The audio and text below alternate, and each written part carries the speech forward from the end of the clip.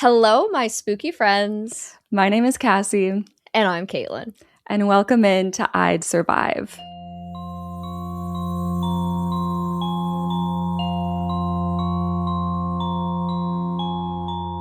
Okay, well, we fell behind on podcast recordings for just a moment because I was going through it, but also, like, I guess I was the one who was like, we need to, can we push it back? Can we push it back? But also you were like, yes, please. Thank you so much. No, she's like, can we push back recording? I was like, girl, I haven't even started the script for tomorrow. So like, that would be great. Yeah. I would love to do that. And then naturally I just took all of the time that I could. Yeah. It's like, I get another week to write. All right, I'm going to still wait till the last second. Isn't that crazy how you prepare yourself? You're like, I'm going to write this entire script tonight. Mm-hmm. And you would do that. Yeah, I would. But then when you like have another week, you're like, oh, I'll write it all in one night in 5 days from now. Instead of spreading it out. It's like, well, yes.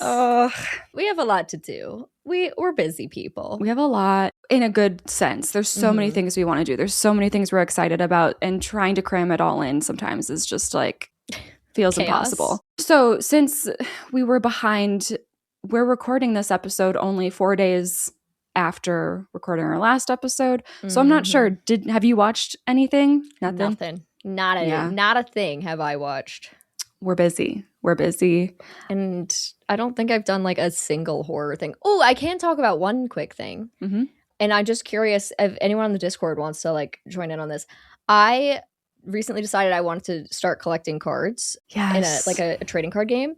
And there was nothing that really popped out. Like, I'm not like into Pokemon or Yu-Gi-Oh or whatever. And I'm like, there's nothing that really is looking good. And then someone was like, oh, have you heard about Hellbreak? And I was like, what's that?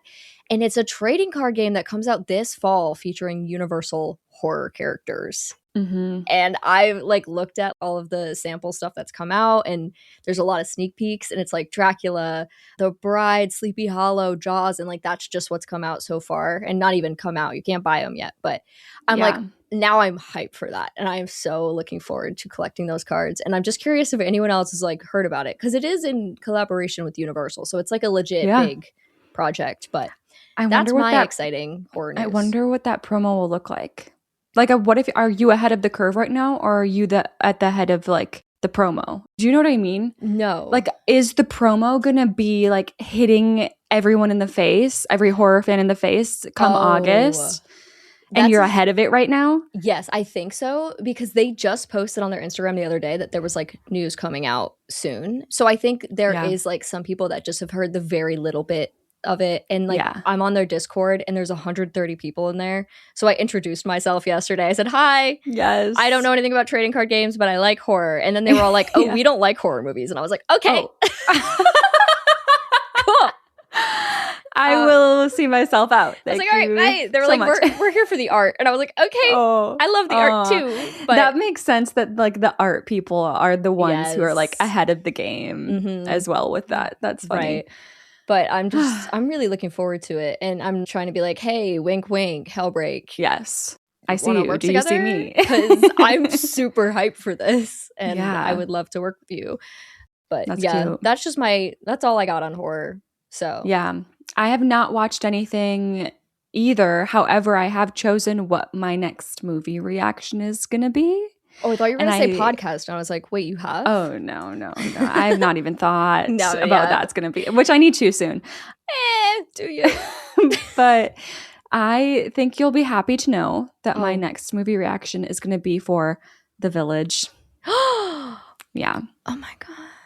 I'm going into it with hype because of you. I am. Oh, don't be too hyped, because I went into it with zero expectations. Like I said, I was working on Tamagotchi. You know what I was working on? I was working on making a meat grinder for you. So you do own a meat grinder in Tamagotchi life, by the way. I love that. No, I actually love that. It's I was working on that. So I was like half-heartedly watching the movie, and then I had to put it down because I was like, hold up. Now I'm in it, you know? Oh, I'm so excited. I'll be very curious to hear how you feel, since that movie has such a interesting history of people hating it and liking it and whatnot. So, and I won't put the full pressure on you either, because I do also want to watch it because I've not seen Scary Movie 4.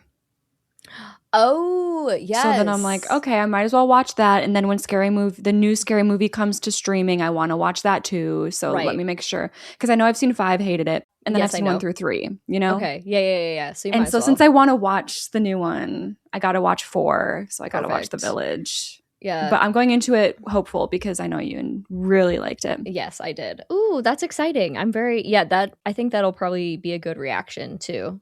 Yeah. M. Night Shyamalan. Yeah. Always a good reaction. Yeah. I think. Yeah. Whether it's one way or the other. Well, exactly. That's true, isn't it?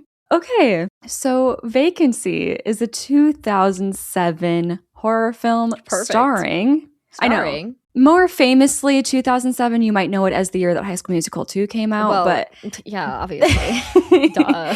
Believe it or not, there were other movies that came out that year, and this is one of them. So the film is starring Kate Beckinsale. Okay. And Luke Wilson. Wait, is that one of the Wilson brothers? Is that the second one? The one that's not relevant most of the time? Sorry, I just know Owen. That's crazy.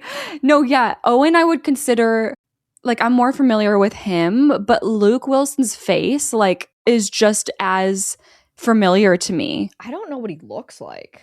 I need to look him up. I just learned while I was doing the movie background for this episode that they are brothers. I had no idea. Oh, wait, really?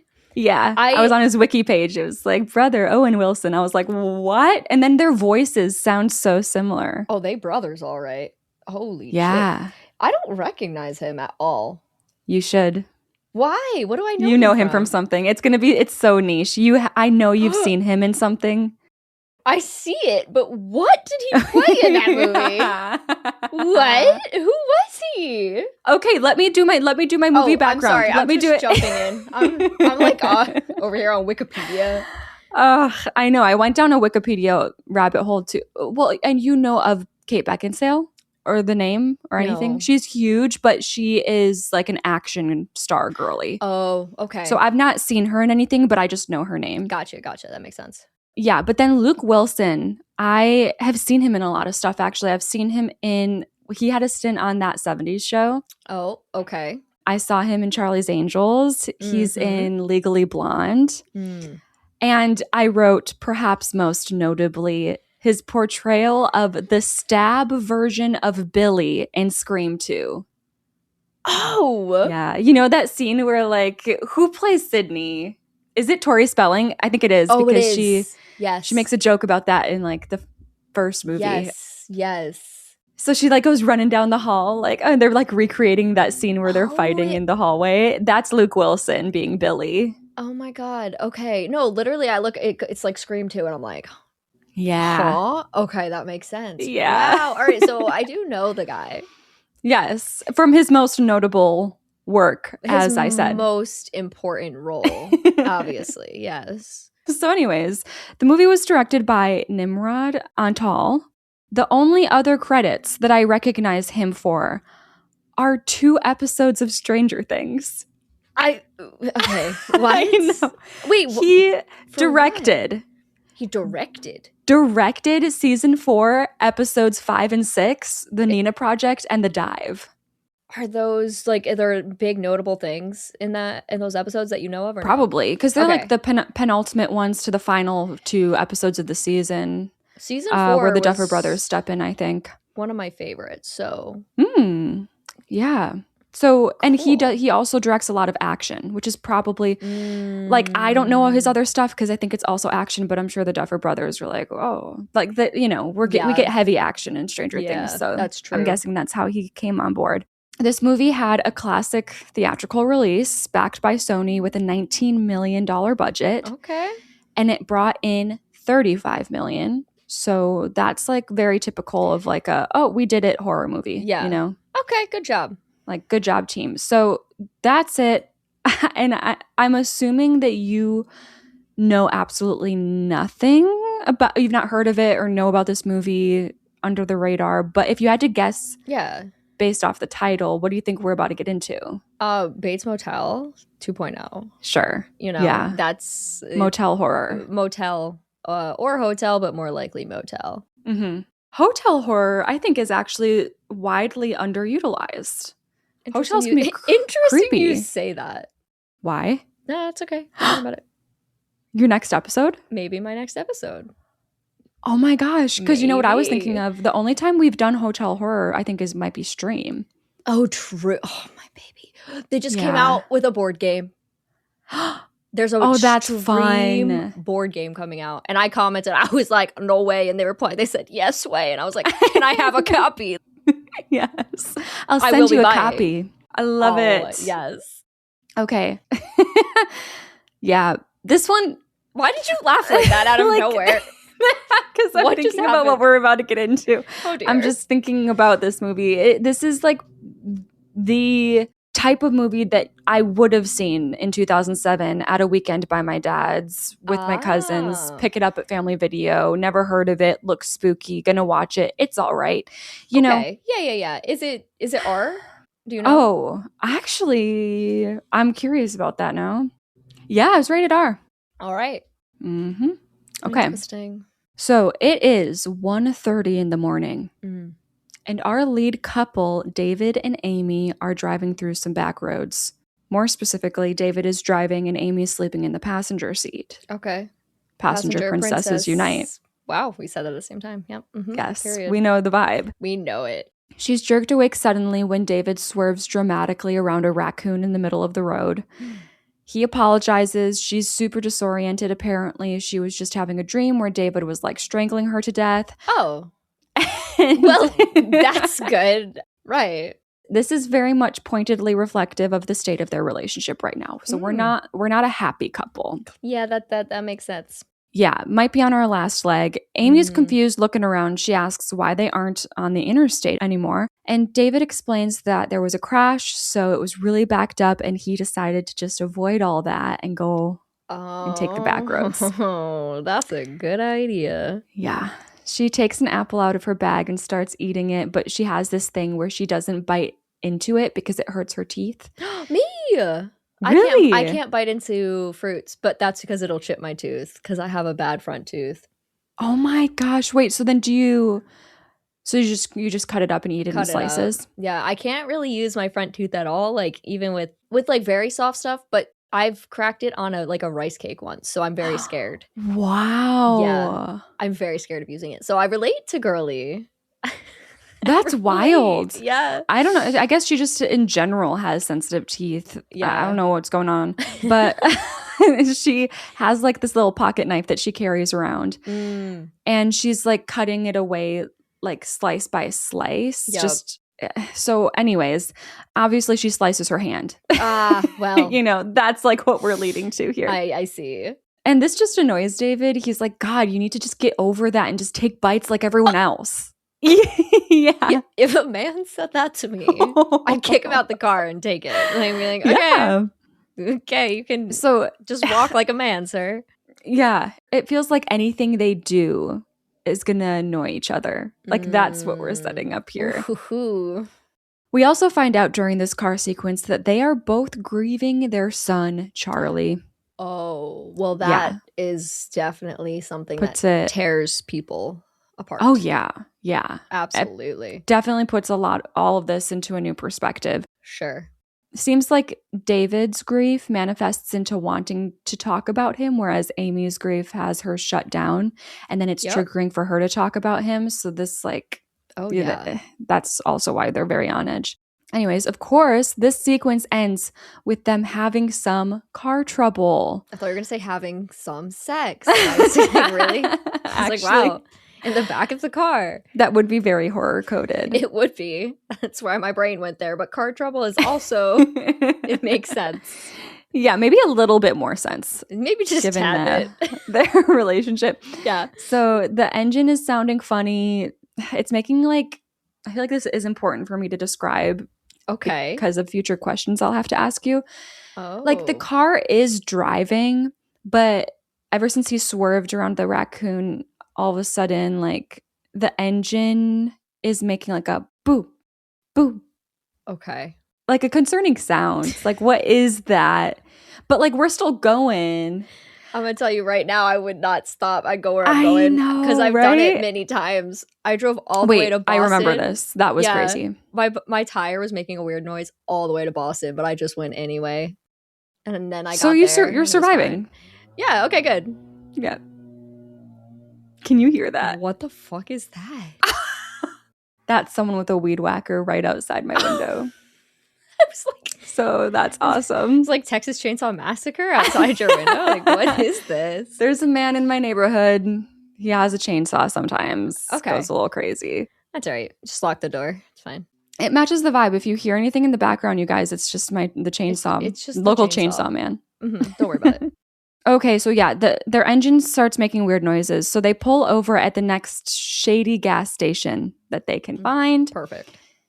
It doesn't look like it's open, but they just take the opportunity to stop and pull out the map. And David's like, okay, we should be here. If we get to Downey, it'll be a straight shot home. You know, he's being smart with his little map. Okay. I love that for him because it couldn't be me. Exactly, same. Then they get jump scared by some dude popping up at David's window. Ooh. Like, surprise, this place is actually open despite looking like a dump. And this is the worker ending his shift at like 1:30 in the morning, which is normal. And he's also a mechanic. Oh. So this like hybrid gas station car shop situation is perfect for us right now. They explain to the mechanic they're having some car trouble. And this guy also has to break it to David that he passed Downey 30 miles back and he's actually nowhere where he thinks he is on it. Like he's actually not reading the map correctly whatsoever. Oh, okay. Then it is me. Then it is exactly. me. Yes. We are him. Wait a second. So he goes up and gets to working on their engine for them, but it doesn't take long before he informs them that apparently it's just a bent fan blade, which is noisy, but they should like be able to drive fine without it, you know, take your time getting to your local mechanic so that the sound doesn't bother you anymore, but like you're all good. Oh, okay. Yeah. That's good. So David asks him just to point him in the direction of the interstate at this point, instead of trying to go back to because Downey is like 30 miles back. Like, okay, let's just go straight back to the interstate and be patient. Yeah. So he gives them directions as well as a sparkler to Amy. Oh, thank you. Yeah, it's very thank you so much. Amy's very charmed by this. She's like, oh, pretty. Because he lights it and like is like, the manager makes me do this. Like it's their thing here at the gas station. I don't know. It's just like this little novelty thing that they do. I mean, that's kind of, listen, I love this. I got 4th of July coming magical. Out. It is. It's so nice. I'll always be drawing circles in the sky. Yes. I'm like, like I do turn into a child if you hand me a sparkler. Yeah. So. Yeah.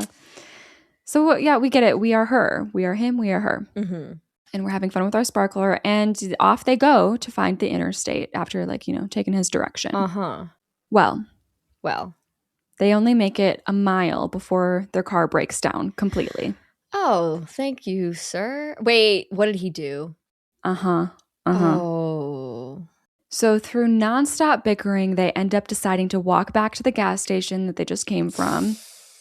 But when they make it back, it appears to be closed now, and that guy that helped them is like nowhere to be seen, which is not surprising because he was like on his way out, he said.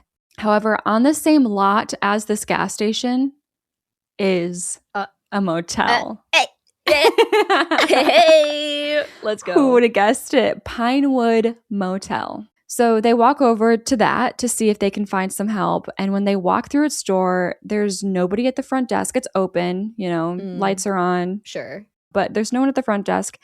And also they can hear a woman's screams coming from like the back rooms of this place. The back rooms. Yeah. Wait, because this is like where we walk into is like the main building, and then it has like the separate rooms. Oh, yep. You know? Yeah. So it's not like it's coming from a motel room. It's like literal back rooms vibes. Mm-hmm. So that's concerning. Yeah. No, I mean, it's fine. That's what just happens in the back rooms. Like, you just gotta learn to accept that. Yeah. Amy wants to leave immediately, but David goes and rings the bell on the front desk. So, okay. He's not worried. Nah. And a dude named Mason comes out from the back and greets them. The woman is still screaming in the back. So they're that's happening. Yeah. They're like, is everything okay? And Mason startles in realization and is like, oh, right, one sec. And then he heads back to the back room. And then the screams stop. And then he comes back with a remote control in his hand. And he's apologizing. He explains that, nights can get pretty boring around here. He's just watching a fun movie. And he's like, yeah, sorry about that. Does it sound like a movie? No. Okay. But I can't tell you. Oh, wait, never mind. If you know. Okay. No, never mind. Now you have me thinking.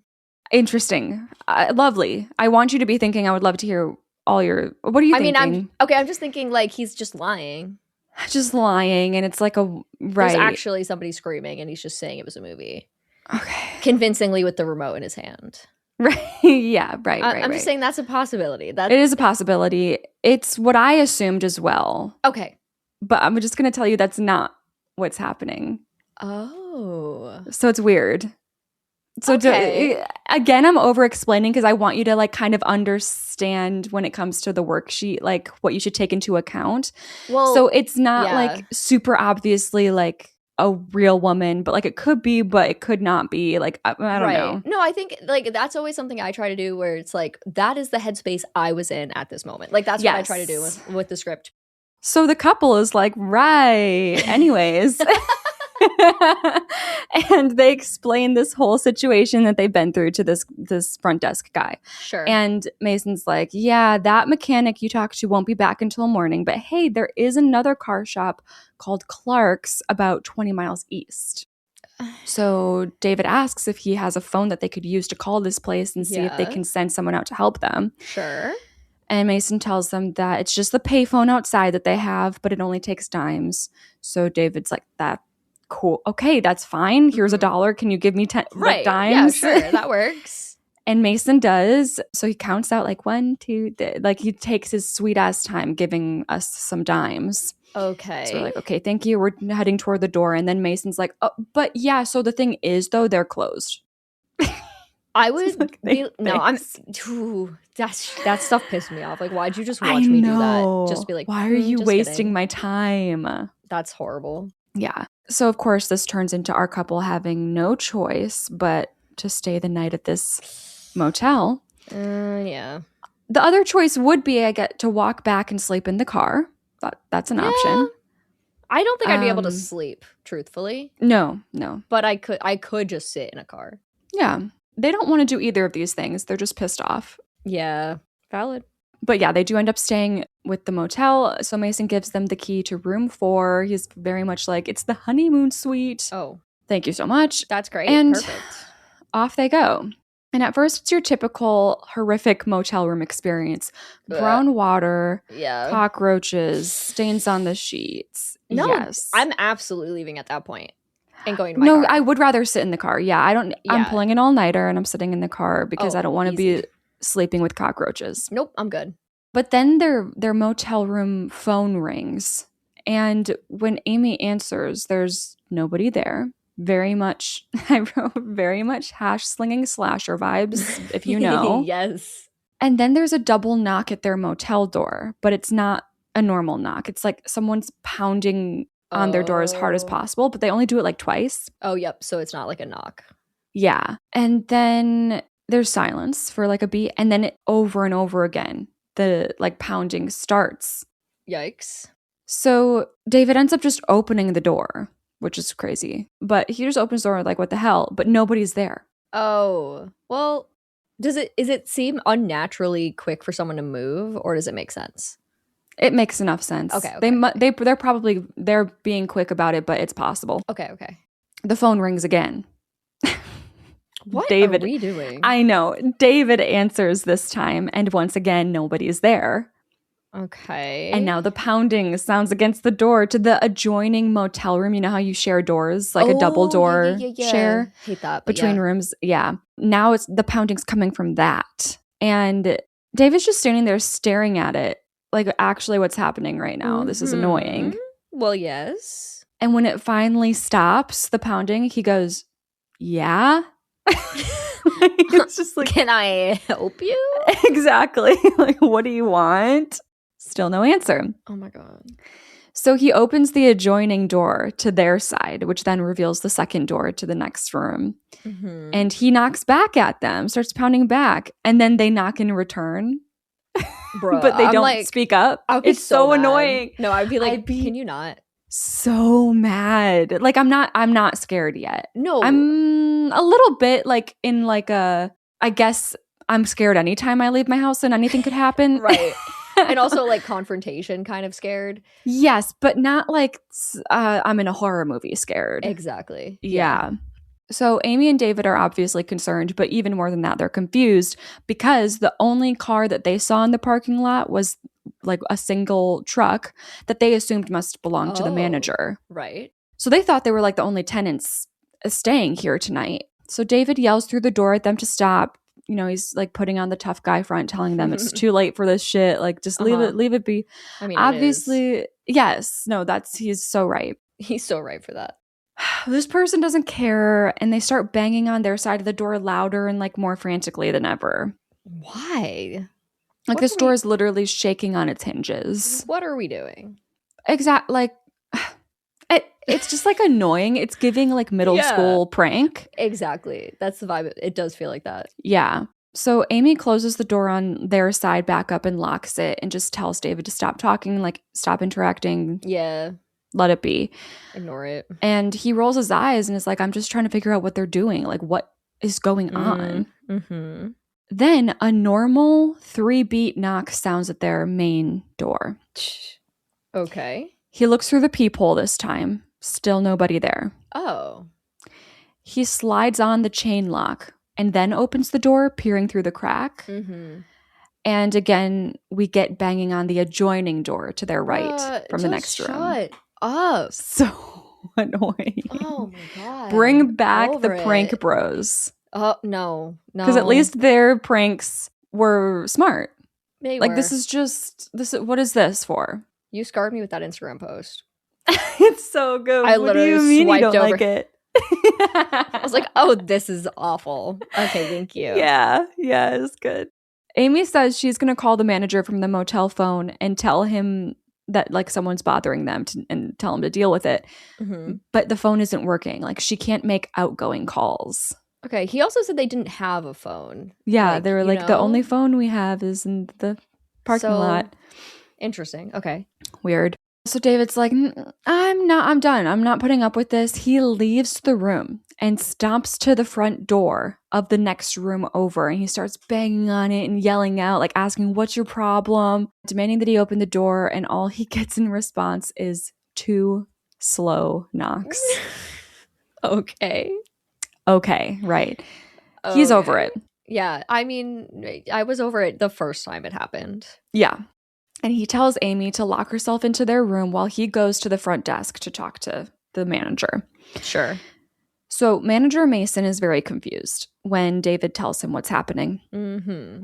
Because he agrees. He's like, there aren't any other tenants tonight. But he's like, yeah, sometimes we do get a drifter or like a stupid college kid climbing through the window, staying the night, and then they leave a mess behind and then they bolt. And he's like, but usually they don't cause like a disturbance. Right. And Makes David's sense. like, yeah, well, this guy is, so please handle that. Thank you so much. And then he spots like 2 guns hanging on the wall behind the front desk. Oh. And he just tells Mason, he's like, and I would bring one of those if I were you. Yeah, maybe. Just in case. So that's it. That's our first check-in. Oh. I know. Oh, okay. I know. Damn. We're 30 minutes into the 90-minute movie. Wow. Now, yeah. I'm going to say before we get to questions, this movie, based on the title and like the vibe so far, it's definitely not giving like a paranormal vibe. Yeah. So I do think it's human. It's giving more of a, like, almost like The Strangers in a way. Yeah. Like invasion. Mm-hmm. Yeah. That's my I think that's a good read. Okay, so I have 3 questions for you. All right. Are you unlikely, or how unlikely are you to take the back roads in the middle of the night if there's an accident holding up traffic on the interstate? so unlikely it's not even funny. I'm also the person, like, every time the GPS is like, want to take this different route, it's shorter, I ignore it. Not only because I don't like to go off the main road, but also it lies. It's never as bad. I know. It's never as bad as they think it is. Yeah. How unlikely? Ooh. Like 87. Okay, I went 79. Okay. Mm-hmm. Similar vibes. Same vibe. I like don't really stress about traffic. I kind of welcome traffic unless I'm like I have somewhere I really need to be. Exactly. I'm the same way. Like I like when I'm on my way to Boston, a lot of times I hate it because I'm like, I need to get there for whatever, which is why I leave so early. Like if I think there's gonna be traffic, gotta leave super early. Yeah. But yeah, most of the time I'm like, whatever, I'll just chill. Yeah, like put on podcasts, listen to music. Yep. And it's not like it is the middle of the night, so I get wanting to like just get home and go to bed, but also you're just that's not home. a situation. Yeah, exactly. Like I'm heading home. It's not a situation where I feel like I need to get myself lost on accident. Yeah, exactly. Okay, how unlikely are you to stop at a seemingly desolate gas station and allow this random mechanic to fix up your car? Super unlikely. One, because I don't trust. Well, he didn't charge them. Yeah. So our car's clunking. Yeah, there's not really much around, and now there's this gas station. Yeah, the clunking thing, like we already said, I'm probably not stopping for that. I'm just hoping for the best, and then if it breaks down, then I handle it, which is not necessarily the right thing to do, but I'm much more likely to do that. Well, I'll say 76. Wow. I went 47. Okay. I'm pretty 50-50 because like I think I'm pretty likely to stop at the gas station. See, that's what I'm in the opposite. I think I wouldn't, but if I did and he offered, then I'd let him do it. Yes, and I am the opposite where it's like I know I'm probably going to stop just to like get my bearings, like re-look at the map, make sure that like nothing's smoking and that we can like everything whatever. Yeah, just have a breather for a second. But then like if it's like this random guy, I probably oh my God, it's so hard. I don't know. I think it's because I'm fighting against I think I am fighting against the fact that I probably would just let him. But I went 46 because I knew I needed to be in the bottom half for this. Yeah, I'm just really bad with boundaries and saying no to things. So if he was like, I'll fix it, I'd be like, okay. You know, and I wouldn't fight back on it because I always tell myself I'm going to say, no, don't do that. And then I just let it happen because I get stressed. Yeah. The thing is, though, I do think I would look with him. Like, I wouldn't just let him, because they're just staying in the car and letting him do whatever, and they can't see what he's doing at the hood. Absolutely. No, I agree with that. So maybe that would help me out. And that's part of why, because I would kind of be on guard. You know me and how I'm on guard around people. Yes, you are. This is true. This is a very So that's why I don't want to make it too low either. But I do have to put myself in the bottom half here. Fair enough. Okay. And then finally, how unlikely are you to stay at Pinewood Motel? Now your car breaks down. The car breaking down does change things. Yeah. I think I'm going and checking it out. I think I might even stay through the screaming. But dirt? Nah. No. Yeah. Dirt and cockroaches, I couldn't. I physically could not get myself to like even sit on that bed. Like, what are you talking about? Not a chance. So I think that's the point where I turn around. So, but I'm there. I'm also going to assume they're going to try and find a way to keep me there. Just based on this and what it feels like. So I'm going to say 71. Just because I do think you're in a desperate situation here. I went 31. Oh, you're staying there? Yeah. Even though there's cockroaches everywhere. I wouldn't be able to sleep. I will say there's one cockroach that they show us, which invites the idea of more. Yes. Like being around, which is why I wouldn't be able to sleep. It's like I'm staying awake in the car or I'm staying awake in this motel. And I think I'd be... It's kind of like, the thing is, it's kind of like, I feel I'm fucked either way. Because if I'm in danger right now, the idea of like being in my car on the side of like the back roads and surrounded by woods. Yeah. that doesn't really feel safer to me than sitting in this room. Yeah, again, safety for me is not a priority in this moment. I just can't be around bugs. Okay, yeah. So for me, I have to leave. I can, but I need to have my corner and I need to have my eyes peeled. You know? Yeah. That's probably how I would handle it. Because I'd be freaked out about like being. There's just no winning. This movie sucks. Being in the car would be scary. Like, it would scare me. So then I would choose to like, maybe I'm safer here because like I can turn lights on. At the very least. And we have this guy that's annoying us and whatever. I probably wouldn't judge the manager dude. I'm like, I like horror movies. You must just be watching a horror movie. Yep. It's annoying. And then I'd be scared to like walk to my car after this person is like pounding on our room trying to scare us. Like, what are they going to do to me? Like, I'd probably just stay in the room and be like a bit just on edge and freaked out. No, that's also a good point though, because like I'm thinking the second I walk in the room, I'm walking out kind of vibes. Okay, yeah. Instead of like, I don't think I would get to the point where the knocking even starts. Okay. Because I genuinely, like, I cannot You saw the one cockroach and you're like, that's enough for me. And just the stains, like, I can't touch it. I can't be around it. Like, I gotta go. Like, I'm not a germaphobe, but like, no. I just can't do that. Yeah, fair. Okay, that brings my Act 1 score to a 52. Okay, understandably, I'm at a 78. Yeah. All my scores were right around there. So, yeah. Yeah. All my answers were very close together. Okay. So David heads back to the room with a huff of annoyance, tells Amy that the manager should be taking care of it. Apparently the guy didn't knock at all while Amy was in here alone. So they're thinking that they probably saw David going to complain and now they're stopping and they're just like a little punk ass bitch. Yeah, probably. Right. So David's in the mood for some TV time. He's like, okay, I need to calm down. I need to calm down. So he turns it on, but all he gets is static. Oh, rough. But then he notices a stack of unmarked VHS tapes next to the TV. Ooh, okay, I'm putting one in. I know. I like love it. 1,000%. This is like a bit of a trope, like unmarked VHS tapes. Yep. Yeah, I would call it a trope, and I love it. I think it's so creepy. What the hell is on that tape? I still have that DVD. I haven't plugged in yet. Don't remind me. I need to find it. No, I do. I'm scared. Okay. I mean, you should be, but I think when you finally watch that, well, you said you're going to do it. No, you can't do it like on stream, but you're probably going to record it. Yeah. You need to text me beforehand, and then you need to text me afterwards. Okay. And if I don't hear from you within a couple hours, I'm going to call the police. All right. Sounds good. Sounds good.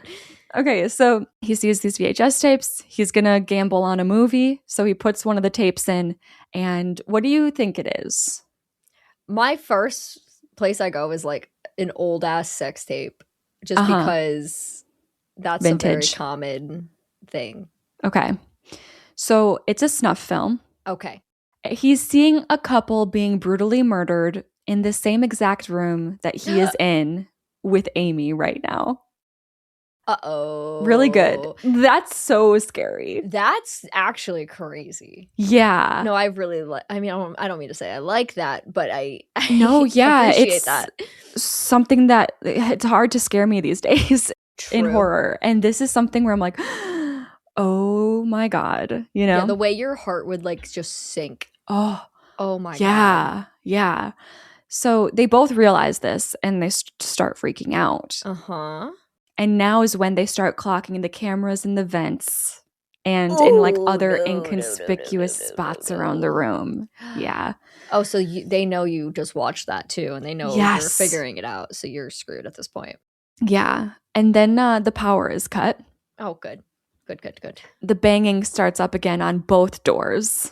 Extremely aggressive. The lights flicker on and off. This is all very hash slinging slasher, actually. Like the phone will ring and there will be no one there. The lights will flicker on and off.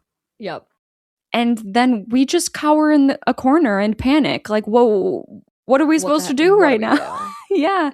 Do we have windows by any chance? Or yeah. So okay. Everything stops. The banging, the lights come back on.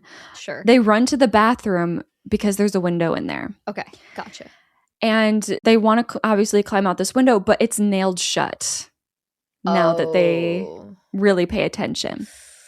And also in the bathroom, Amy spots her bloody cut up apple on the kitchen sink. So she's like, what the hell? She asks David if he brought it in, like brought it along, which obviously, no, he didn't. She's like, okay, well, I didn't. That's so random. And she was in the bathroom. Like, this is not their first time in the bathroom since entering the room. She's been in the bathroom. Oh.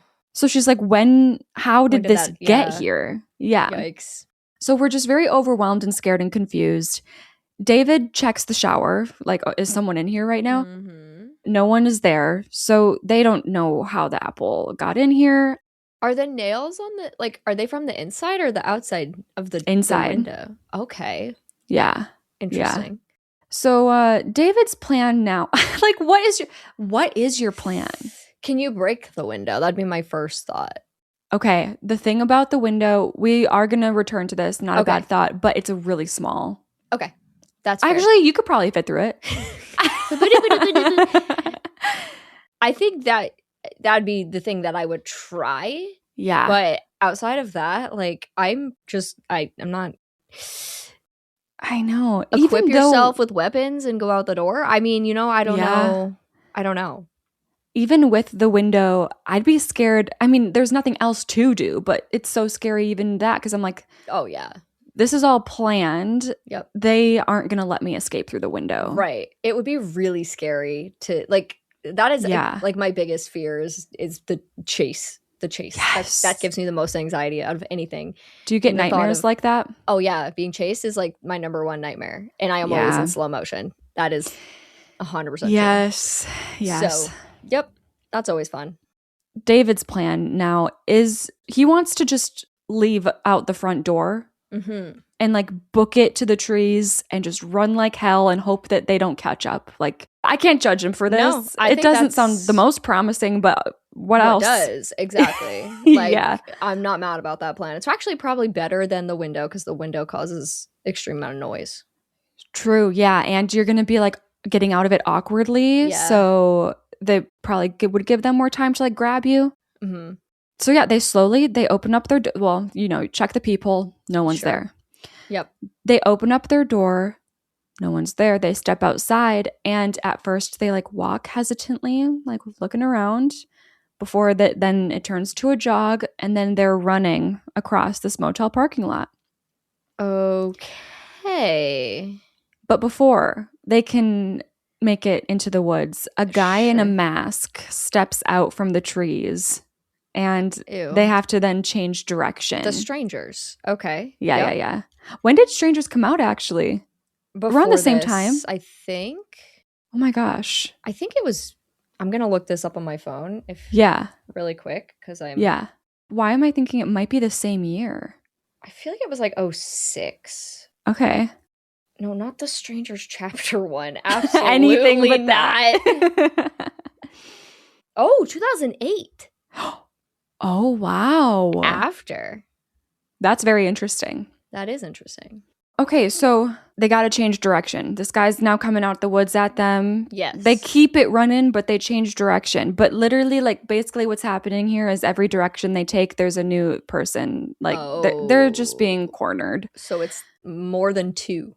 I think we have a 3 situation happening here. Okay, yeah. Okay. So they have to resort back to their motel room. Like, they just the guys, they've done this before. They know where you're going to run. They know where to station themselves. They're going to herd you back into the room. Okay. And that's what happens. So they make it back inside just in time before they get caught. And then they're like, the guys outside are pounding so hard on the door that David has to push himself up against it. Like, he's worried it's going to break off its hinges. Yeah. And he yells at Amy to go and start working on prying the nails out of the bathroom window. Okay, so we are coming back right here. Yeah. So she does, successfully removing one nail, but then one of the guys like pops up at the window, like jump scaring the hell out of her. So she runs back to David, tells him that they're waiting at the window too. Yep. So David just takes a chance and he screams out at these guys that he has a gun and he's going to use it if they don't stop. Right. Little too late to pull that one out, but whatever. Yeah. Yeah, I mean, I guess it's worth a shot because you are just screwed right now. Yes. So he says that, and then all of a sudden, like, all of the banging stops. He's like, oh, that's what I thought. Like, no, he's like, he's scared. He's like, okay, now what? Yeah. So it's time to come up with a new game plan. David's like, okay, I gotta get to the phone booth out there and call for help. All of these, they just take time, and it stresses me out. So obviously they argue about this. She's like, what makes you think that they're gonna let you get to the phone booth? Yep. Like, yep. And he tells her to go work on the window as a distraction, thinking that, like, if they hear commotion over there, okay, then they'll all congregate to the window and give him the opportunity to make it to the phone booth at the front. This is also assuming that there's not one of them watching the cameras, like, communicating. Oh, true. Yeah. You know, because there's cameras all over. Can we destroy those? Or I'm sure you could. They don't. Okay. I mean, I'm not saying that would be my priority either. Yeah. Just curious. So she does that, and he sneaks out, and he makes it to the phone booth. Oh, okay. Yeah. Go. Places the call, gets 911 on the phone. Oh. They're asking for his location, whatever, usual stuff. Everything's going great. But then they're like, you're going to need to settle down, sir. You'll never survive if you lose control, Mr. Fox. See, I just watched another movie that did this. Yeah. They're like, you shouldn't be wandering around in the dark by yourself. So, yeah, the phone routes, like, just back to the motel itself. That's it. Crazy. And I wrote down here, I did not realize before this podcast how big of a trope this is. This is another one. You know how we, like, realized thanks to the podcast, like, usually it's like opening hook scene, and then you get the title credits, and then you cut to the car driving on the road. Yes. This is another one. Yes. Where I'm like, oh, this has happened. Because this also happened in P2. Oh, the Christmas parking garage movie that I did. Yep. And now you're saying, like, yeah, I just recently saw this too. Yep. So out of nowhere, a car comes crashing into the phone booth. Oh, yeah. Okay, good. But don't worry though. Our boy David escaped the hit just in time. Okay. Like, he jumped on out, and he's running back to the motel room. The car races after him, like, kind of herding him back into the room, and he makes it inside. But, like, that's just what they wanted. They didn't want to hit him with the car. They want him to get back in the room. They're playing with their food, and that's what they do. Yeah. Now they're at the point where they're just feeling like they're screwed. I mean, we've been at that point, but yeah, it's really official now. Yeah, it's like, what are we gonna do? Yep. And so they start searching the room for anything that they could possibly use as a weapon. Sure. David ends up wrapping his fist in a towel and punching the bathroom mirror, taking a shard from that for himself. Okay, that works. That's all they have. They didn't bring anything themselves. Of course, there's not going to really be anything in this room because of what it's used for. Why would they leave us anything, dangerous? True. And then they just resort to, like, huddling on the floor in the corner and waiting for their fate to come. I don't blame them. I really don't. No, I can't think of anything better to do. Yeah. So, yeah, that's our second survivability check-in. Wow. Would you look at that? That's crazy. I know. Okay. Yeah. This is a shitty situation. Yeah. This second act, I had a lot of trouble with the questions because of how shitty this is. Like, there isn't really a right or wrong thing to do. You're just fucked. Yep. So it, like, makes coming up with questions hard. But I do have 4. Okay. Would you realize the initial knocking phone fiasco is management itself and be able to get ahead of the game? Okay. I feel like they weren't expecting. They let him go to the main office. I think we could have run to the woods at that point, and it caught them off guard. For sure. Yeah. So that's why I wanted to make this a question. Yeah. I don't know if I would immediately jump to management, but I would be suspicious of the guy. Don't know that I would necessarily leave because of this situation. Sure. I have to go pretty low here.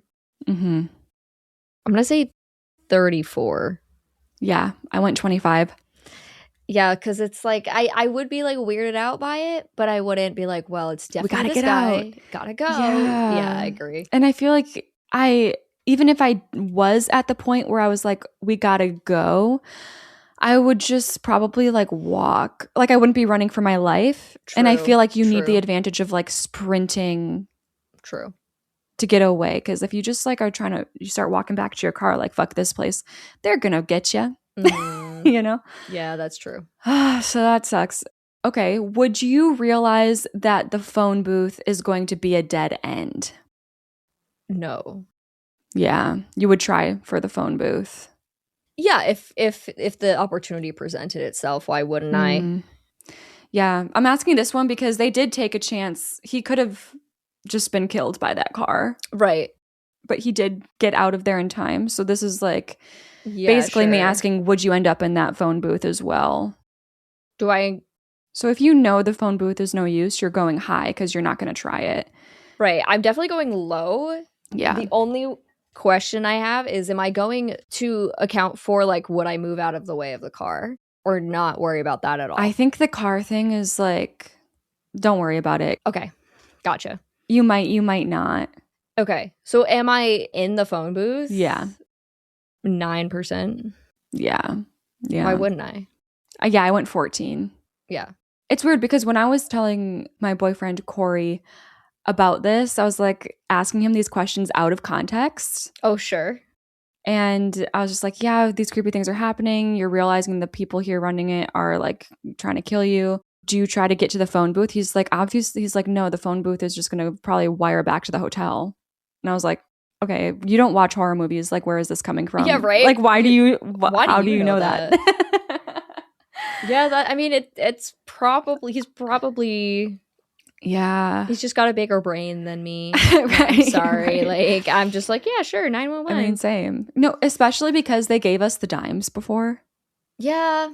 But I think you have to try because there's just nothing else to do. I agree. Why not? Why not give it a shot? Yeah. Okay. Would you think to break the mirror to attain a shard for self-defense? I think yes, because it's like you're looking for anything to use at that point. Would I be kind of scared to do it? Yeah. I'm going to say 77. I went 19. Really? Yeah. I don't think I would think to do that. Oh. I don't know why. It just didn't, when he did it, I was like, oh, right. You know, like it just was like not a thought in my mind. And I don't think it would be. I think I'd be so in distress and like, I don't fucking know. I don't think I would think to do that. I just don't think so. I think it's just because of horror movies that I would think. Yeah. Too. Like old people. Now I will. Had that. Yeah, now you will. Now you'll know. And then, okay, this is a little bit of a weird question. Sure. Could you manage to escape into the woods and run away at this point, at any point during the second act? It's funny because, like, obviously I think yes, but I didn't watch the movie. So, because the way you're describing it is they just couldn't, you know? Yep. But in my head, I'm like, no, but you just gotta do a little, like, shake and bake and just, like, twist around. Like we're a linebacker. Are they the ones that run around like that? I don't know. Really? Oh, but we're one of those football people that like dodges. Yeah, one of those people. Yeah. I really feel like I could, but I feel like that's cocky, you know? Maybe. It's hard. Well, I feel like you could do a good swervy swerve and you could dodge, but they're also, I'm sure, much faster than you. Yeah, so you're probably going to get caught. So I'll go low. Yeah. I'm going to say 14 is probably realistic. Whoa. I went 37. Oh, really? Yeah. It sounds like, okay, we don't know, I guess, because they're in masks, but it sounds like they're like fit men. Yeah, they're like, yeah. If that's the case. I'm just thinking like there's 2 to 3 of them. That's not an insane amount to distract. No. I'm thinking there has to be a way for us to... It feels like it. Have a moment where we can get away while they're distracted by something, or they're over there now, so let's go this way. You know what I mean? There has to be moments like that. It feels like there should be, absolutely. Yeah. Well, I'm still not looking good for Act 2. I'm down to a 24. I am a 34. Yeah. So, yeah, it's not great. Not ideal. Not great. So somehow Amy has managed to fall asleep. Remember, we're huddling in the corner. I don't know how. I hate when this happens in horror It's because movies. they don't know how to create a time shift. Yeah, right. And it's like, oh, they're just sleeping. What do Yes. you mean? Yeah. No, they're not. But David's been up and he's watching these VHS tapes, studying them. Oh. Yeah. To see, I could not like, do that. No, I couldn't. No, I'd puke. Like, I can't. No. Studying them to see what these people may have done wrong. Studying the killers and their moves and what they do and everything. And he realizes that every time the killers enter the motel room, they always show up from the bathroom, not like the front door or the window. Okay. So he's thinking there has to be some sort of secret entrance or escape of some kind in the bathroom. Okay, cool. Amy wakes up, he fills her in, tells her he's going to check, but tells her to stay where she is because he knows that they're being watched and he doesn't want them to realize that they might be fathoming some things right now. Mm-hmm. So she stays in the corner and then he goes into the bathroom. He closes the shower curtain to cover up a vent that has a camera in it in the shower. And then he lifts up the bath mat to find a little hatch. No way. That seems to lead down into a tunnel. Ooh. Yeah. Okay. Well, that's interesting, though. Yeah. Now we know where that is. Yeah. Top tier hiding spot as well. Who could ever find this gigantic door under their bath mat? That's so funny. I know. No, like when you brought it up earlier, I was definitely already thinking, well, there's obviously a secret door in here. The because apple. It's like the apple. It's like, well, yeah, we know they were in here. So yes. Interesting. So then he finds the tunnel and then Amy's calling him over because a big semi truck is rolling up into the parking lot and she's like, oh my God, like, let's go. He can help us. I don't know about that. Yeah, but David holds her back and he was like, we don't know who this person is. Just wait. Yeah. Mm-hmm. So they're watching and waiting, trying to suss him out. And after a minute, David says that they shouldn't go out there, but the guy seems innocent, like he doesn't seem sus. Sure, so, he's just chilling. Yeah, so they start banging on like their window to try to get his attention. Okay. So they do, and then the guy sees them. Okay. And he's like looking around, like very confused, like what the heck? And he starts walking their way. Oh, be like, hello. But as he gets closer to the couple, we see the masked figures starting to walk up behind him. Yeah. Oh. So they're screaming at him now to like turn around and watch out. But this guy can't make out what they're saying. Mm. And that's when Mason, the manager, pops up, happy to see the trucker. And he's like, hey, man, I wasn't sure you were going to make it. And then he hands a box of VHS tapes over to the guy. Ew. Yeah. So this is just like some disgusting customer of theirs here for pickup. Here for pickup. Mm-hmm. Was he just like playing along when he was like he acting has to confused? know what's going on here. Yeah, I don't know. His reaction doesn't really make sense because it seems like they were trying to lean into this guy is innocent, right? And we're about to do the trope where he's gonna end up killed. Yes. You know, with the masked guys popping up in the back, but then they do the twist, which is nice, where it's like, oh, it's actually a customer. Like, that's gross. Sure. But then in hindsight, it's like, well, why did he react that way then? Okay, gotcha. Yeah, sometimes you just, yeah.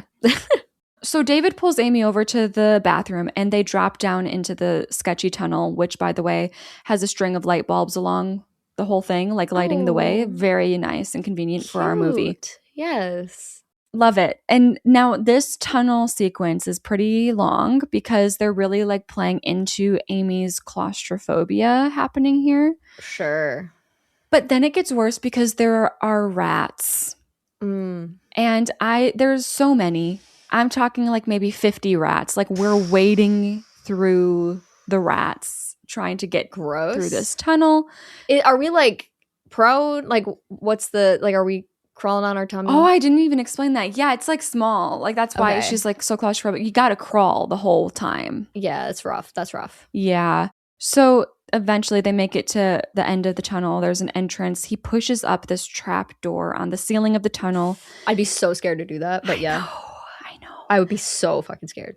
Like I'll just sit here. Oh no, but you can't sit here because they're going to use the tunnel too. You know, they're going to see. Oh my God. Ew. I hate it. Yeah, so he peeks out and he's like on the floor of this room, peeking out of this trapdoor. And we appear to be in a surveillance room in the main building of the motel. Yep. So slowly and carefully, they climb out into the room. Oh my God, ew. And then they're making their way through the offices and they find a phone. And Amy calls 911 on this phone. And I wouldn't. We get a real operator. I wouldn't have done that. Really? I would have assumed they all lead to the same. Oh no, I would assume like this is like headquarters. Like this is the office. This is going to have a real phone. You're probably right, but I would be more inclined to just run and not risk alerting them to the fact that we're out. Like that's where my head would go. That's so interesting. Yeah. Because I don't think I would think, it wouldn't be a thought that this is another. Really? Yeah. Another fake phone situation. I would definitely be there. But that's a fair thought. Yeah. So, yeah, she does get a real operator, and all she has the chance to say is that they need help before they then hear the main door out in the lobby open up, and the guys are, like, storming in. Ew, ew, ew, ew, ew. So they gotta book it, but she doesn't hang up the phone. She just leaves it off the hook on the desk. Okay. So by the time Mason and the masked men make it into the room, so Mason, 2 masked men. That's the Gotcha, 3. Okay. Gotcha, yep. They make it into the room. Amy and David are now gone, but he hears the operator like on the phone and he's like, shit. And he quickly hangs that up. And then you just got to hope like it was long enough for them to track where this call came from. Right. And that doesn't even really matter either because they were about to look at the cameras and see they were gone anyway, probably. So it's like that doesn't affect the time, I think, that they have to, their head start, so to speak. Yeah, yeah. So back in the tunnels, because that's where they went. Wait, they went back in the tunnel? There was nowhere they went back into the trapdoor because they just redid their steps. No, because it's just the front door that is the exit. No windows. They could have done a window. I bet. They could have. I would have done a window. No, they went back into the tunnel, and it's not just this exit to the motel room. It has a lot of different ways you can go. Okay. So they go a different way, and they find a new exit, and this one opens up into the convenience store, like the convenience gas station. Yeah. Okay. I'm grabbing some snackies. For real. Like, I'm hungry. Once they're out, David knocks over this big display counter on top of the tunnel entrance so that they can't be followed, or at least from the tunnel. And now this is where we get our heart-to-heart moment with them. Yes. Where they're like apologizing to each other about everything to do with the situation, but also everything to do with their relationship. Sure. And on top of that, their deceased son. And we get a line from Amy where she goes, I should have made sure the gate was up. I shouldn't have let him near the stairs. Ooh. Yeah. So that's traumatic. She has a lot of guilt over it. So they have like a little, I'm sorry, it's not your fault, I love you, therapy talk. Then across the way, they see a police car pull up in the motel parking lot. Oh. And they're like, oh my God, they must have traced the call. It better not be another customer, bro. Oh my God. Don't. Because it would be. They hear Mason explain to the officer that there's no one staying with them right now, and they haven't had a guest in 3 nights, and nothing going on here, sir.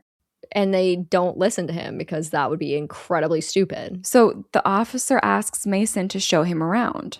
So he's like, okay, I got to go grab my keys from the office. And while Mason's gone, the officer decides to look around on his own. And he ends up in the motel room. Like the motel rooms are locked except for theirs. Sure. So he's able to go into that room. And the snuff film's still playing on the TV. Oh, fun. Yeah. So he starts panicking. Like he realizes, oh my God, this is this room. Yep. This is not okay. Grabs his gun, has it at the ready, and he starts to head back over to his car. Oh, buddy, be careful. Be on guard. Meanwhile, Amy and David in the convenience store, that display counter starts getting pushed up from the tunnel door. Ew. So now they're like struggling to stop one of the masked men from like getting in here with them and like keep that display counter. Can they run out to the cop? They can. They could. So once they see that the officer is heading back to his car, that's when they're like, okay, we gotta go. Yeah, that's like fair. we gotta book it. That's fair. So they do. They run outside and start screaming at the officer to help them. And at first, the guy points his gun their way. But then he very quickly, like, believes them to be victims, and he tells them to get in his car. Okay. Amazing. All 3 of them get in. But when he tries to turn his keys in the ignition, the car isn't starting. It's already been messed with. Yep. So Makes the sense. officer gets out and he pops his hood to find like some important wire that's been cut there. I know. Like what? Okay. Like, I don't know. Call back up first of all. Call back up. You have a gun. Just like chill. Yeah. He looks under the hood of his car, sees the wire has been cut, and they're screwed. And then once he like closes the hood, we get jump scared and see one of the killers standing behind him, and they slash his throat and he dies. Idiot. I agree. It's so annoying because like he did all the right things most of the time. Yep. Like no pushing to look around, investigating on his own, gun at the ready, believing the victims, get in the car, and then he's just, you know what's going on here. Like look around. Yeah. Why are you just like, oh, let me look in the hood of the car and pay no attention to anything else? Yeah. Okay. Buddy. I know. Okay, buddy. So the couple jumps out of the car and get chased back into their fucking motel room. Are you kidding? Not their motel room, a different motel room. Okay. Not that it matters. Okay. But they block all the entrances to the best of their ability. This one has a bathroom window that isn't nailed shut. So David like smashes it open. It seems to be like just a little too small for them to fit through. Sure. He definitely couldn't fit through it. She would struggle, but maybe she can. Okay. But yeah, then he sees a hatch in the ceiling. I don't know. It's like one of those ceilings that is squares, and then you can push them up. Yeah. So he pushes up one of these squares, and they see the guys are in the distance, like out front, pushing the cop car away to hide it somewhere. A very clear homage to Psycho, like pushing, hiding a car. Yeah. But so they're preoccupied. So he says, this is when I would have run the other way. Yes. Yep. That's what I'm saying. Like, this is a moment where they're out the door. Busy. You know where they are. Exactly. Get out of here and run to the woods somewhere and hide. Yes. Yeah, no, this is going to be frustrating when I do my score because I'm going to be like, well, why didn't you just... yeah. I know. So David's plan, he tears a piece of Amy's shirt off, leaves it on the bathroom window so that when they come back and search, they're going to think that she escaped out of the window. But then he has her hide up inside the ceiling and shuts the square. I'm surprised she can. Yeah, it's sturdy. It's because it's not one of those like fluffy squares. They're like heavy squares. Oh, okay. It makes sense, but it's like a ceiling that I've not seen before. Got you. Okay, that makes sense. So yeah, she's able to hide in the ceiling. And yeah, the shirt thing is smart. You should have just run, but whatever. This is fine. I would not have done the shirt thing. That's not a thought I would have. Oh, I would. So basically, off the record, I just said to Caitlin how I have a very similar plan that I've always had in place, and you guys don't need to know about it because you could be my killer. So exactly. So don't worry. So he tells her to just stay up in the ceiling, stay quiet, stay hidden. I feel like we're playing Fears to Fathom, and the microphone icon just came up. Oh my God. Oh God, yeah. And the goal now is for him to get to the office and grab one of those guns on the wall. He knows that that's there. Okay. Mm-hmm. I'm surprised they don't have them on them. Yeah.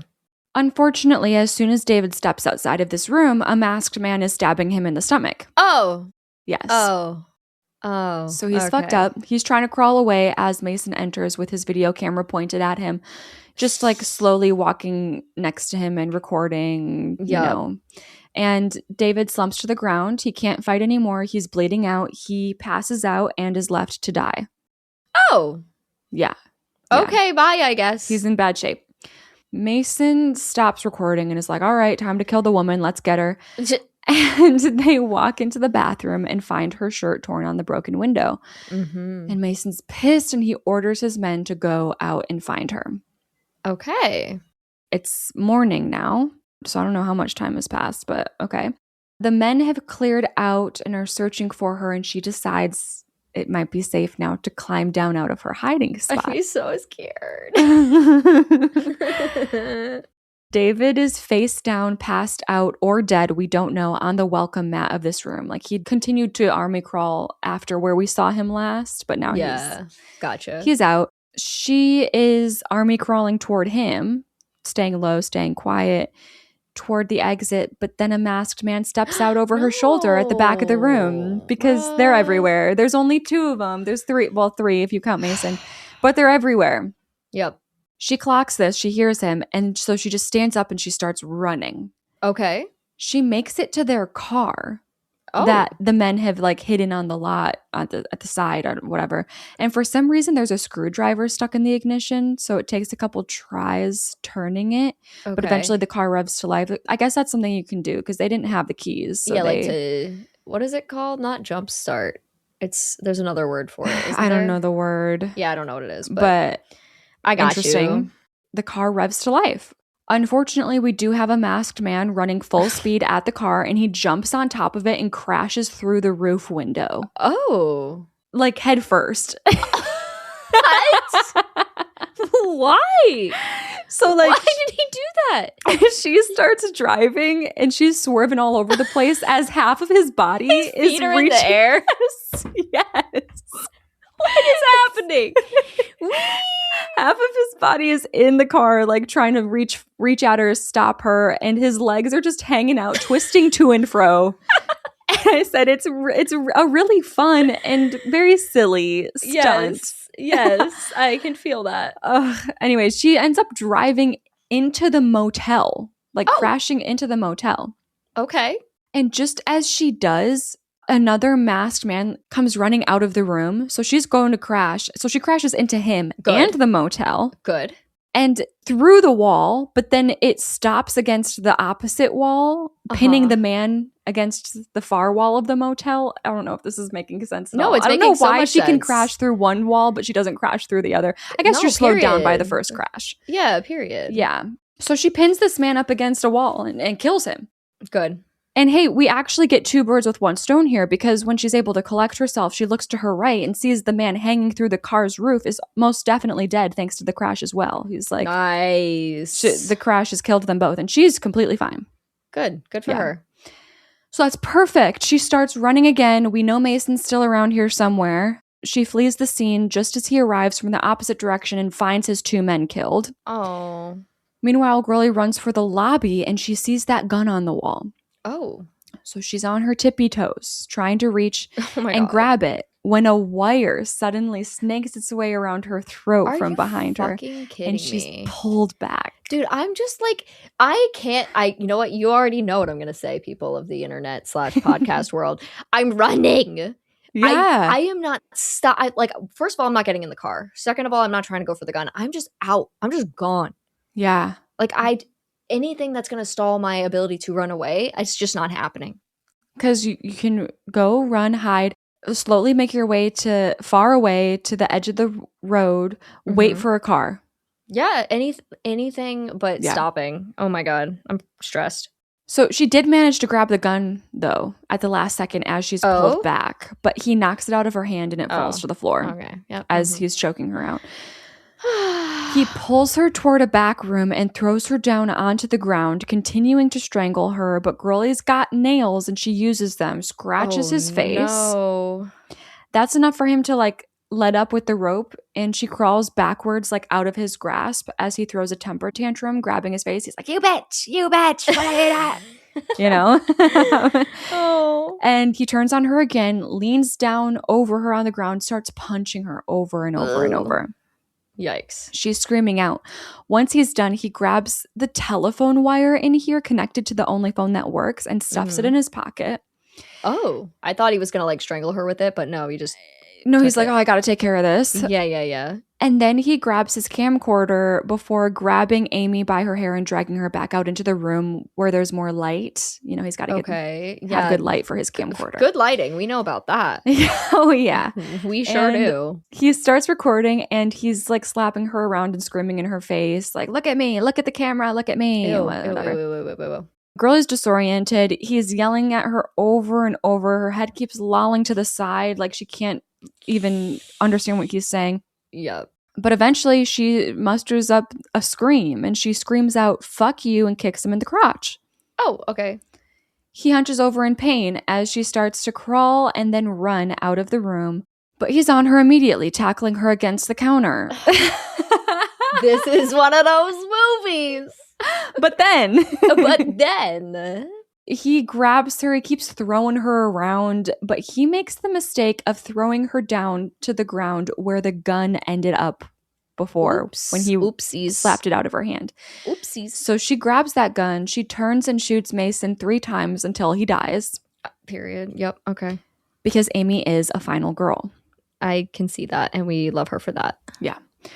She finally is able to go and run and check on her husband properly for the first time. And like, yes, of course, he's alive. Good. He's breathing. He's going to be okay. So she goes back and she grabs the telephone wire out of Mason's pocket, connects the phone again, calls 911. Their dumbass is like, "Ma'am, we already sent an officer." And she's like, "Yeah, he's dead. Please help." Dead.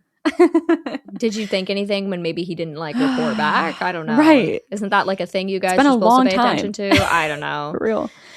So yeah, they're going to be on their way. She runs back to David. They share a kiss. Everything's going to be okay. And that's it. That's the movie. Oh, really? Yeah. Oh, it actually ended. Okay. Yeah. Yay! That's we lived. I'm really proud of them. Listen, I know. I may have done things differently, but they did survive, so I can't judge them. Yeah. I can't judge them. Kind of stupid that like these guys are supposed to be professional killers and they didn't realize he didn't die. Oh, true. Okay. So true. They but whatever. Yeah, that's crazy. Like, I'm happy he's not dead, but yeah. But you're like, are you serious? To me, it's like not the worst thing I've ever seen. Sure. It's not good. Very middle of the road feeling. Yeah. I wouldn't be surprised if I did watch this somehow when I was younger and I just completely forgot about it. Yeah, one of those. You know? Yeah. Yep. Okay. I actually have 7 questions. Ooh, yeah. I love answering questions. Okay. Would you find the tunnel in the bathroom? Yes. Yeah. Literally 99%. I'm so sorry, but okay. Like as soon as the apple, you know there's a secret tunnel. I'm gonna check every single possible spot. I went 90 because I was just like, yeah. What if I'm too fucked up? That's always to look and clock it and realize what's happening. You know what I mean? No, sure.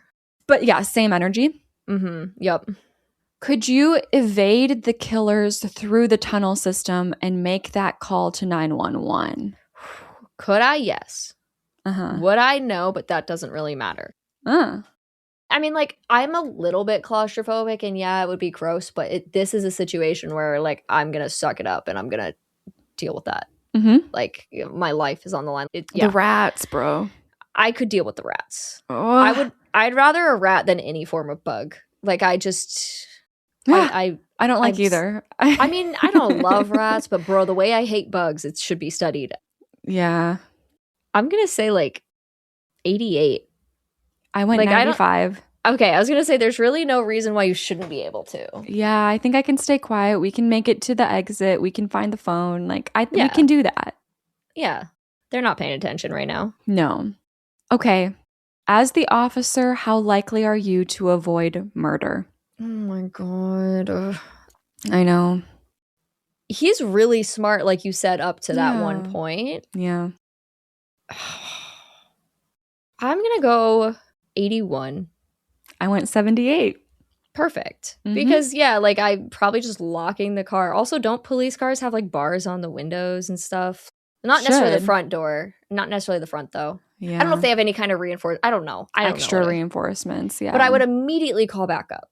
Like, that's number one. Oh, 100%. Once you see that movie or whatever, VHS tape, calling immediately. So I know that I would at least have people on the way.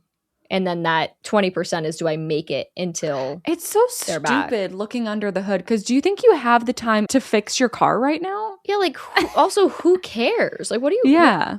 Your car's stuck. Stay in the fucking car. I don't know. Yeah. Yeah, that part drove me a little crazy, but it's okay. Same. Okay, would you come up with the fake window escape plan? Nope. Yeah. Not in a million years would I think to do that. I would more likely go through the window. Like you said, I could probably fit through it. Yeah. I would do that instead. And I don't know where that would get me, but I would not come up with the plan. So I'm going to say 7%. I went 70. Yeah. Yeah. Yeah, no. Because I've had similar, I think, like, ideas pop in my head. So I'm like, okay, I got to take that into account. But I'm knocking off 30 because it's just stressful situation. A stressful situation. Yeah. Yeah. Very fair. Could you stay quiet and undetected in the motel ceiling? Oh, I would get restless. I mean, again, you do what you got to do to survive. So I think so. I'm going to say, I mean, I don't see why I'm trying not to be too cocky, but I'm going to say 91. I went 95. Okay, yeah. I really think I could just like lay there and dissociate and that's it. I can be here all day. It should be doable. Yeah. Could you make it to your car and murder the masked killers in a car crash? No. Like, I mean, maybe, but no. Because, again, I'm not even going for the car. I'm running, but let's say I'm going for the car. Yeah. I can't go too low. Because if I get in the car and lock the door, I'm going to say 29. That's just the number that came to me. I went 22. Hey, look at us. Yeah. We're like really in sync for this final act. We really are. Yeah, I feel the same. Like, it's so down to luck. And but also, like, he's literally hanging off you while you're trying to drive. I can't be doing that. Like, if someone plays the music too loud, I'm distracted and stressed. Yeah, literally. So true. You gotta turn that music down so I can see better. I love that meme because it's the most accurate thing in the world. Yes. Okay, finally. Okay. Could you successfully murder Mason in a one-on-one battle in the end? Nope. Big nopes. Okay. This is always what I say in these situations. No. I am just a girl with toothpick arms and zero muscles. 6%. I went 52. Good for you. But I'll tell you why. Why? This man is so obsessed with getting it on camera. And I feel like we could use that. Like, that's why he's toying. That's why he's taking so long. That's why she has these opportunities to fight back. Right. Is because he is trying to, like, take the time to get this on camera. And I think that really weakens him. Yep. So that's why I'm like, I'm not feeling confident. But he's stupid. He threw me at the gun. Thank you so much. Yeah, right. He is dumb. He is dumb. And he's obsessed with his camera. So I went 52. And then the other, like... This is embarrassing. The other 48, I had to do the math. Yes. You're good. You did it. 48 is like, yeah, he's a man and I'm a weak as far as women go. I'm not in shape. Yep. So, yeah. Fair. Okay, my Act 3 score comes out to a 72. Ooh. Yeah. That's not bad. Brought myself back up for this final act. Yeah, I got a 57. Okay. So that's not terrible. Act 2 was definitely the death of me. So yeah, I'm not mad about that. And then my overall score is a 53. Right above it. Dang. Okay. No, it's the same. It's a 53. Oh my god! Let's go! Symbiosis. Absolute W. I looked down and saw 52.8 and I went, no way. Oh my gosh. Aww. I love this. Wait, have we ever, I know we've matched before. Have we ever matched on have we ever matched on a final full score? I feel like we did, but maybe not. Maybe not. Except for like the gimmicky, like a 0%. Yeah, those don't count.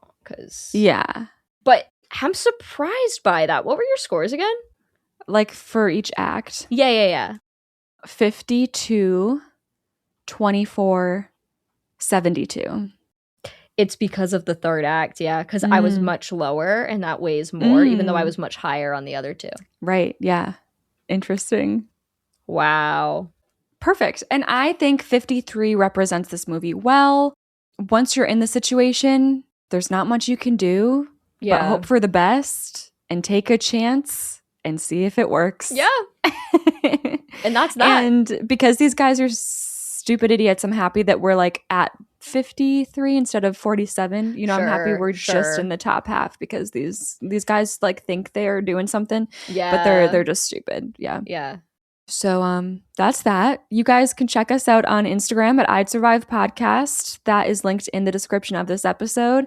Also linked below are the other places you can find us, including our Patreon for video episodes and bonus content, as well as our Discord, where we have an interactive worksheet that you can fill out to let us know, would you survive?